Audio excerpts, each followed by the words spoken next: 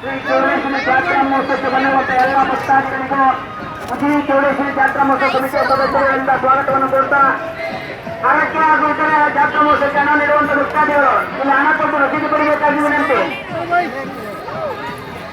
ದೇವಸ್ಥಾನ ಪೂಜಾರಂತ ಕಪ್ಪಣ್ಣವರು ದಯವಿಟ್ಟು ಗೊಂಡೇಶ್ವರಿ ಹತ್ರ ಬರಬೇಕಾಗಿ ವಿನಂತಿ.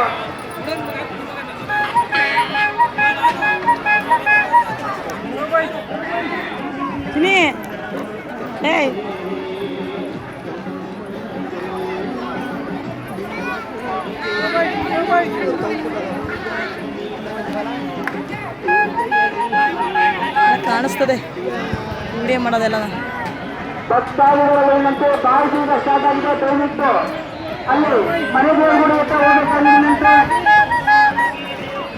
ಬಂದಿರುವ ಭಕ್ತಾದಿಗಳೇನಂತೆ ಬಾಯಿಗೆ ಇನ್ನೇನು ಕನ್ನಡ ಆರಂಭ ದಯವಿಟ್ಟು